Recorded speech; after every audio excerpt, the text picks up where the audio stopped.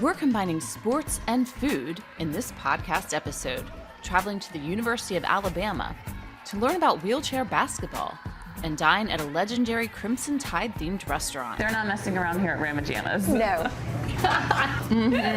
The university is a forerunner related to adapted athletics. Dr. Margaret Stran, along with her husband, helped launch the University of Alabama's Adapted Athletics program. She's meeting me for a breakfast of champions at Rama Jama's, a longtime gathering spot for students and athletes on the University of Alabama campus. I'll be trying a big breakfast classic sandwich before heading to watch the women's wheelchair basketball team practice at a world-class facility and going behind the scenes in the locker room. We're going back to school in Tuscaloosa, Alabama.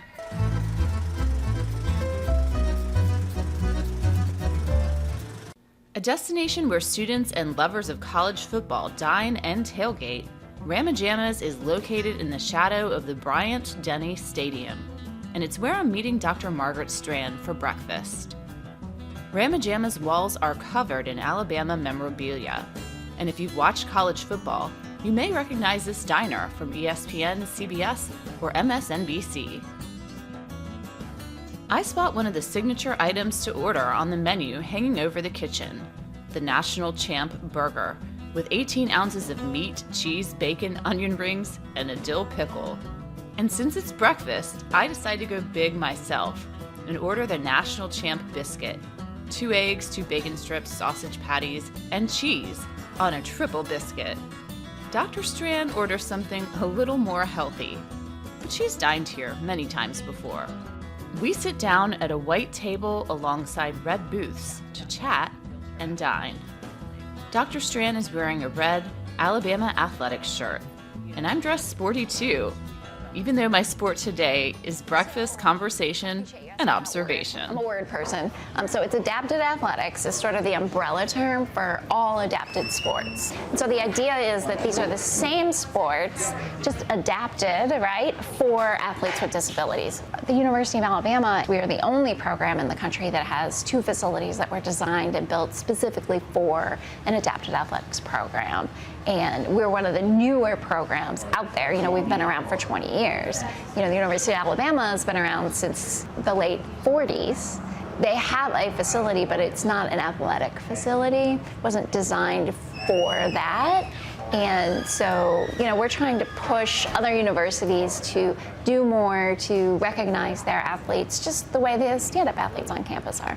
Share with us a little bit about the program here and how you started it. So we started it in 2003. I say we, so my husband, Dr. Stran-Hardin, and I started it.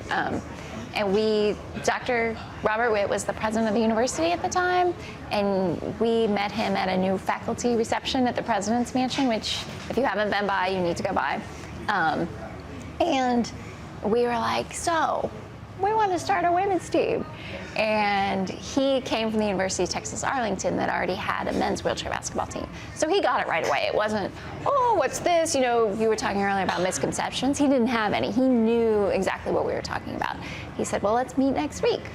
And so we met next week and we said, this is what we want to do. And I still remember we were going down the quad and Brett and I were talking and we had gotten a $5,000 grant. We said, well, we can do a whole season with $5,000. And now we just laugh because, like, we're lucky if one trip now is just $5,000. But we put together our first season with $5,000 and we got some startup funds from our department chair, Joe Smith, at the time. And we just started small. We were doing everything. And when I say everything, we were setting the schedule, we were washing the uniforms, we were driving the vans, fixing the chairs, ordering the everything. And so it's been a really amazing journey to see from that first season in 2003 to now 20 years later to see where we are. And now we have an amazing staff. We have 12 full-time people. We have 2 teams for wheelchair basketball, men's and women's. We have wheelchair tennis, men's and women's. We're starting para track and field in the fall. We have 2 facilities. And, when we started, it was like, we just want to start a women's team. And now it's just, this isn't what we envisioned, but at the same time, it's exactly what, had I envisioned something that would have been ideal. Does that make sense? How many athletes are involved in the program here? So this year we had 32. Well, Tell me about your personal story and your journey. How did you even get into this in general? How did you start playing, and where did you come from, and how did you get to Alabama? Because you're not from Alabama. I'm not from Alabama. We have Midwest girl right here. But Alabama is home. Tuscaloosa is home. I've actually lived in Tuscaloosa longer than I've lived anywhere. So I started using a wheelchair in 1990. And my sister went to the University of Illinois at Urbana-Champaign, and she said, hey, they have wheelchair basketball here. And I was like, okay, because I had always played sports growing up and played basketball. And so I went to summer camp that year after my senior year and was like, hey, I'm coming here to the coach. And he was sort of like, okay. And so I went to the University of Illinois, started playing wheelchair basketball, had a great coach, Brad Hedrick, and then made the Paralympic team in 92, so played in the Paralympics 92, 94, 96, won some championships with Illinois, and then got done with that, was gonna play in 2000 on the Paralympic team, got a concussion, because back when I was playing, we didn't have fifth wheels, which are the wheels on the back to keep you from falling over, so I fell over one too many times. So anyway, started coaching, did a lot of coaching, and that's actually how I met my husband. I was coaching in Georgia, Blaze junior wheelchair basketball team, and needed an assistant coach. He ran into the Blaze sponsor, and anyway, long story short, we met, and he started coaching with me. We drove around the Southeast with, 12 kids in the back of a 15-passenger van, and I learned that this is how my parents blocked us out, because after a while you just ignore all of the screams from the back until you notice, oh, that one's a little important. Oh, what's going on back there? The rest of the time you just ignore them. And so then Brent got a job here at the university in 2003 as a professor in adapted PE. And so we both came, I started my PhD, and so that's how we ended up here. What are some changes that need to occur to move adapted athletics forward into the future? Sport can be a vehicle for both exclusion and inclusion, right? It first was about race, then it was about gender, and now it's about disability, right? We're going to keep those people out. Also, a lot of times the misconception is that it's just like feel good and it's not competitive, and it's like, oh, that's so great, you're in a wheelchair and you play sport. And that's not what it is at all. It's incredibly competitive. I think everyone is thinking more, hopefully, about how to make all things that we do more inclusive, because it makes the world more interesting. I agree. Now we're gonna fuel up. This is double bacon, double sausage, double eggs, a lot of cheese, and apparently a triple biscuit. They're not messing around here at Rama Jama's. No. That biscuit is good. That sausage is good. They're recruiting me for a variety of sports. Eating being one of them. I'm on the Alabama food tour, and I'm like excelling at the eating sport right now. It's important to excel in your area. Dr. Stran and I head over to the Stran-Hardin Arena, the largest and biggest facility dedicated to adapted athletics in the world. It's located on the University of Alabama campus, where we'll be watching a practice and learning about what makes wheelchair basketball unique. All of the chairs have camber, so the wheels are slanted out. That keeps them more stable. It allows them to spin faster. To shoot with just your arms, you have to be really strong, and so we work a lot in the weight room to make sure that it looks effortless, because for them, right, it is, right? A lot of people who jump into a chair are like, oh, it's so hard, and for somebody who does it every day, it's not that hard, right? It's just what they do, and they train for it, and they build for it, and it's fun to see. It's that conditioning. Absolutely. Sometimes you'll see the big ramp here. We didn't build that for conditioning, but it's been a really lovely conditioning tool for our strength coach. How much, now these chairs are obviously different from the regular chairs. How much would one of these chairs cost for wheelchair basketball? So a wheelchair basketball chair will cost anywhere from $6,000 to $8,000. Wow. And we do have a wheelchair sponsor, RGK from UK, and they give us a couple of chairs a year and they give us a discount, which is really important because you have to have the best equipment. I mean, you can see what they're doing out there. You can see how they're, getting into each other, how they're falling. And if you don't have the right equipment that's really fine-tuned, that's going to hold up to the beating, then you can't be as good as you need to be. And they're also light, right? A light chair is going to be easier to push. It allows, right, you were talking about conditioning earlier. Well, you don't want to be carrying around an extra 20 pounds of chair if you don't have to. The right tools. Yeah, for sure. absolutely. Well, it is exciting to watch, and it looks challenging. It's so much fun. It's a great game. And one other quick thing about the rules that you may notice, if you see anybody shoot a 3 or a free throw, their casters will be in front of the line, and that's because it's where the ball's coming from. They're not shooting from their feet, so it doesn't matter if the casters, the big wheels have to be behind the 3-point line or the free throw line for it to be legal. As far as rules go, what would classify as traveling? Just like in stand-up, you get 2 steps. In wheelchair ball, you get 2 contacts with the wheel. Let's say you're holding the ball and you're going 1, 2. If you don't dribble before that 3rd contact with the wheel, it's a travel. I get accused of traveling all the time. And I don't even play basketball.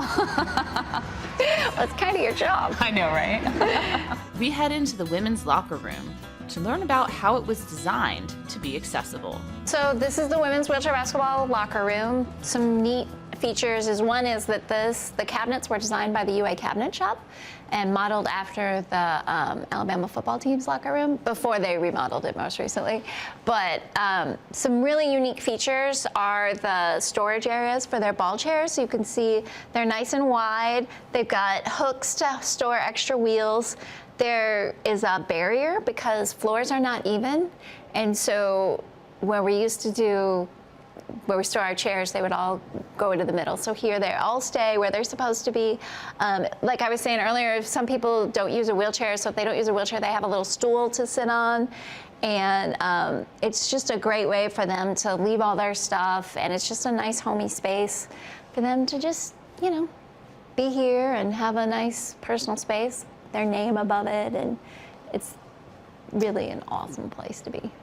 Interesting, all the details that go into designing any space, but in particular this space. When they were building this, who played a role in advising on how to actually, so you said, okay, we need these details, and you didn't think about this, and all of these things come into play. Yeah, those were the most fun meetings I've ever attended, was building design meetings. And so there's a lot of features around the building that you'll see when the bleachers are pulled out. Every section of bleachers has a cutout for people who use wheelchairs to sit in, so you're sitting with somebody rather than front. If you go upstairs into the mezzanine, there's glass and then there's wire, because the wires, if it's all wires, then they're always in your vision.